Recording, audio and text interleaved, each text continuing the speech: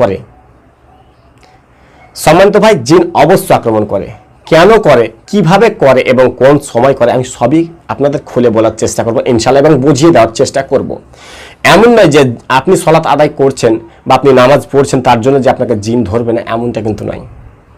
জি, আপনাদের অনেকেরই ভুল ধারণা আছে যে আমি যদি 5 ওয়াক্ত সালাত আদায় করি তাহলে আমাকে জিন কখনোই ধরবে না। ভাই, জিন অবশ্যই ধরবে। জিন কেন ধরবে, কোন পরিস্থিতিতে ধরবে, কোন কোন কাজগুলো করলে আপনাকে জিন ধরবে, আমি সবই বলবো। সম্মানিত ভাই, প্রথম কথা হচ্ছে যে আপনি সালাত আদায় করছেন এর মানে যে আপনার আর কোনো ভুল নেই, এমনটাও কিন্তু নয়। জিন কখন মানুষকে ধরে, কোন কোন কারণগুলোতে মানুষকে ধরে থাকে, তার কয়েকটি কারণ আছে। যেসব কারণগুলো যদি আপনার সঙ্গে ঘটে তাহলে অবশ্যই জিন আপনাকে আক্রমণ করবে, তাতে আপনি সালাত আদায় করি হন অথবা আপনি সালাত আদায় না করেন। হ্যাঁ, তবে একটা কথা মনে রাখবেন যে যারা সালাত আদায় করে না তাদেরকে বেশি ধরে, আর যারা সালাত আদায় করে বা নামাজ পড়ে তাদেরকে কিছুটা হলেও কম। কারণ যারা আল্লাহর জিকির করে, সর্বসময় যারা আল্লাহর ইবাদত করে, তাদেরকে জিন সহজে আক্রমণ করতে পারে না, তবে আক্রমণ করে থাকে। কেন করে জানেন? কয়েকটি অবস্থা আছে। যদি এই অবস্থাগুলো বা এই পজিশনগুলো আপনার সঙ্গে ঘটে যায় তাহলে অবশ্য আপনাকে জিন আক্রমণ করবে। তার মধ্যে প্রথম কারণ হচ্ছে বা প্রথম সময় হচ্ছে যে আপনি সালাত আদায়কারী, আপনি সালাত আদায় করছেন, তারপরও দেখা যাচ্ছে আপনার দ্বারা কোনো পাপ কাজ হয়ে যাচ্ছে। এমন সময় আছে যে সময় আপনি পাপ কাজে লিপ্ত হয়ে গেছেন, হয়তো সেটাকে আপনি ছোট পাপ মনে করছেন, তার ফলে হয়তো সেদিকে ভালোভাবে ধ্যান দিচ্ছে না। অনেক নামাজি আছে, অনেক সালাত আদায়কারী আছে, দেখবেন যে আমি সালাত আদায় করছি ঠিকই আছে, তবে আমার দ্বারা কিন্তু অনেক ছোট ছোট বা অনেক কিছু পাপ হয়ে যায়। তাহলে যখন আমার দ্বারা ওই পাপগুলো হয়ে থাকবে বা যখন আমি ওই পাপ করার অবস্থায় থাকবো, মানে কোনো একটি পাপের কাজ যখন আমি চালু করব বা সেই অবস্থায় থাকবো, তখন কিন্তু ওই জিন শয়তান আমাকে আক্রমণ করে ফেলবে, বা সেটাই হচ্ছে তার সুযোগ। যখন কোনো বান্দা কোনো পাপ কাজে লিপ্ত থাকে তখন আল্লাহ রাব্বুল আলামিন তার যে হেফাজত করার যে সেটা সরিয়ে নেবেন, সে আপনাকে খালি ছেড়ে দেবেন, ফাঁকা ছেড়ে দেবেন। যে সময় যে মুহূর্তে আপনি খারাপ বা পাপ কাজ করবেন, পাপ কাজে লিপ্ত থাকবেন, তখন আল্লাহর যে নিয়ামত আপনার উপর থেকে সেটা উঠে যাবে, বা আল্লাহ যে আপনাকে একটা গার্ড দিয়েছে, যে একটা প্রোটেকশন রেখেছে, যেসব ফেরেশতাগুলো রেখেছে আশপাশে আপনাকে গার্ড দেওয়ার জন্য, সেগুলোকে আল্লাহ রাব্বুল আলামিন সরিয়ে নেবেন যখন আপনি পাপ কাজ করার অবস্থায় থাকবেন। তাহলে এটা হচ্ছে 1 নম্বর কারণ। যদি আপনি সালাত আদায় করেন তারপর আপনাকে জিন আক্রমণ করবে, যদি আপনি পাপ কাজে লিপ্ত থাকেন। নাম্বার 2 নম্বর কারণ, যেসব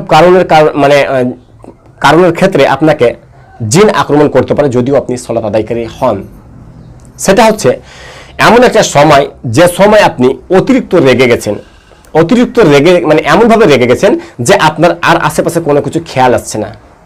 যখন কোনো মানুষ অতিরিক্ত রেগে যাবে তখন সে এমনকি আল্লাহ রাব্বুল আলামিনকেও ভুলে যাবে তখনকার জন্য বা কিছুক্ষণের জন্য, তখন শয়তান এসে জায়গা বানিয়ে নেন।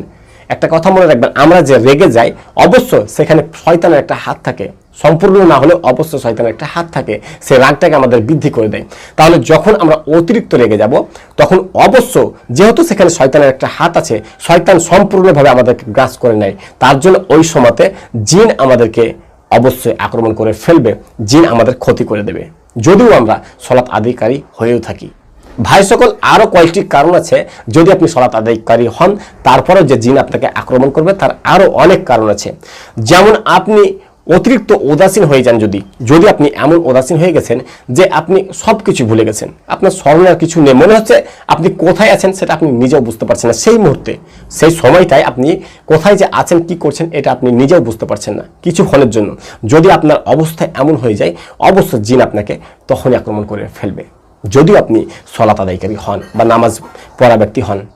সম্মানিত ভাই, জিন আপনাকে আক্রমণ করবে তার আরো অনেক কারণ আছে যেগুলো একটা ভিডিওর মধ্যে সম্ভব নয়, তবে আমি মোটামুটিভাবে আপনাদের বুঝিয়ে দেওয়ার চেষ্টা করবো ইনশাআল্লাহ। ভাই সকল, জিন আপনাকে আক্রমণ করতে পারে যদি আপনি অতিরিক্ত হাসি দেন, এমন কিছু খুশির বিষয় আপনার সঙ্গে ঘটে গেছে বা এমন কিছু কাণ্ড ঘটে গেছে যার ফলে আপনি এমনভাবে হেসে দেন, হাসছেন যে আপনার আশেপাশের কোনো জ্ঞান নেই, আপনি জ্ঞান হারাই হয়ে গেছেন। দেখবেন অনেক সময় আমাদের মধ্যে এমন হাসি পায় যে আমরা হাসিটাকে কন্ট্রোল করতে পারি না, আমরা একদম এমনভাবে হেসে ফেলি যে আমাদের সেই মুহূর্তে কি ঘটছে সেগুলো আমরা বুঝতে পারি না, আমাদের হাসির উপর কন্ট্রোল থাকে না। যদি এমন ধরনের হাসি হয়ে থাকে অবশ্যই আপনার মধ্যে জিন সেই মুহূর্তে প্রবেশ করতে পারে বা করবে। এভাবে অনেক কারণ আছে যার ফলে জিন আপনাকে আক্রমণ করবে। অনেক সময় আছে যে আপনি যদি ভয় খেলেন, জি আপনি সালাত আদায় করছেন তারপরও যদি আপনি আল্লাহর উপর তাওয়াক্কুল না রাখেন, আল্লাহর উপর সম্পূর্ণ ভরসা না রাখেন, তাহলে অবশ্যই জিন আপনাকে আক্রমণ করে ফেলবে। দেখা যায় যে আমরা অনেকেই সালাত আদায় করি, আমরা অনেকেই নামাজ পড়ি, তবে আমাদের আল্লাহর উপর তাওয়াক্কুল নেই, আমাদের আল্লাহর উপর কোনো ভরসা নেই। আমরা মনে করি হয়তো এখানে জিন আমাকে ধরে নেবে না তো, জিন আমাকে কোনো ক্ষতি করে ফেলবে না তো, বা কোনো শয়তান এসে আমাকে আক্রমণ করবে না তো, মানে এমন ধরনের একটা ভয় আমাদের অন্তরে কাজ করে। ওই ভয় তখনই কাজ করে যখন আমাদের আল্লাহর উপর যে ভরসা সেটা কম হয়ে যায়। তার জন্য আমাদের অন্তরে সম্পূর্ণ বিশ্বাস রাখতে হবে যে নিশ্চয়ই আল্লাহ রাব্বুল আলামিন যদি না চান, তাহলে পৃথিবীর কোনো শয়তান হোক অথবা জিন অথবা মানুষ যেই হোক না কেন, তার ক্ষমতা নেই যে আপনার সামান্য পরিমাণে ক্ষতি করতে পারে। আপনার অন্তরকে একদম মজবুত করে রাখবেন, আপনার ঈমানকে একদম বাড়িয়ে রাখবেন। সর্বসময় আপনি যদি এই তাওয়াক্কুল করেন আল্লাহর উপর যে নিশ্চয়ই আল্লাহ না চাইলে পৃথিবীর কেউ আমাকে কোনো ক্ষতি করতে পারবে না, যদি আপনি এভাবে আপনার অন্তরটাকে রাখেন, তাহলে কখনোই আপনার শরীরে জিন প্রবেশ করতে পারবে না, কখনোই সম্ভব নয়। যদি সে সময় প্রবেশ করতেও আসে তাহলে সে জ্বলে যাবে ইনশাআল্লাহ, কারণ সেটা আপনি জ্বালাবেন না, সেটা আল্লাহ রাব্বুল আলামিন জ্বালিয়ে দেবে ওই ব্যক্তিকে, যদি আপনি ওই জিকির করনে বলা হন বা সে সময় আপনি জিকিরে লিপ্ত থাকেন বা আপনি আল্লাহর উপর সম্পূর্ণ তাওয়াক্কুল সম্পূর্ণ ভরসা করে থাকেন।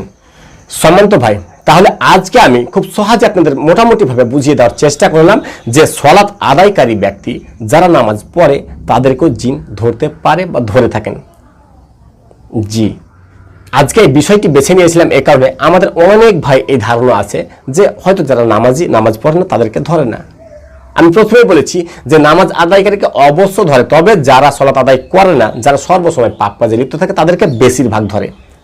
যারা সালাত আদায় করে তাদেরকে কিছুটা হলেও কম বা অনেকটাই কম, তবে ধরে। সম্মানিত ভাই, ভিডিওটি কেমন লেগেছে অবশ্যই জানাবেন। ভিডিওটি ভালো লাগলে একটি মাত্র লাইক দেবেন এবং বন্ধুদের সঙ্গে শেয়ার করবেন। আর একটি কথা বলবো যে আপনি এই যে একটি শিক্ষা পেলেন বা আপনি যে আমার কাছ থেকে কথাগুলো শুনলেন, যদি মনে হয় যে আপনার এই ভিডিওটি উপকারে লেগেছে, আপনার অনেক কাজ করেছে, তাহলে আপনাকে আমি বলবো অবশ্যই আমার ভিডিওটি আপনি শেয়ার করবেন, আরও দিনী ভাইদের সুযোগ করে দেবেন, যাতে করে তারা এই বিষয়গুলো বুঝতে পারে এবং সেখান থেকে সাবধানতা অবলম্বন করতে পারে, সে সেখান থেকে বেঁচে থাকে। আমার ভিডিওটা বানানোর উদ্দেশ্য হচ্ছে যে অনেক ভাই হয়তো সালাত আদায় করছেন, তার ফলে আপনারা এই সব খেয়ালগুলো করছেন না, বা আমি যে সব লক্ষণগুলো বললাম বা যে পরিস্থিতিগুলো বললাম আপনারা ওই পরিস্থিতিগুলো খেয়াল করছেন না, তার ফলে আপনারা হয়তো জিনের আক্রমণে ফেসে যাচ্ছেন। তার জন্য আমি সতর্ক করে দেওয়ার জন্য এই কথাগুলো বললাম। সম্মানিত ভাই, আশা রাখি আপনারা এই ভিডিওটিকে বেশি বেশি শেয়ার করবেন এবং এই বিষয়ে কোনো কিছু বলার থাকলে অবশ্যই আপনারা কমেন্ট বক্সে সেটি কমেন্ট করতে পারেন। সম্মানিত ভাই, আজকে এ পর্যন্ত, আবার একটি বিষয় নিয়ে আপনাদের সম্মুখে উপস্থিত হবে ইনশাআল্লাহ। ততক্ষণ ভালো থাকবেন এবং আমার জন্য দোয়া করবেন। আসসালামু আলাইকুম ওয়া রাহমাতুল্লাহি ওয়া বারাকাতুহু।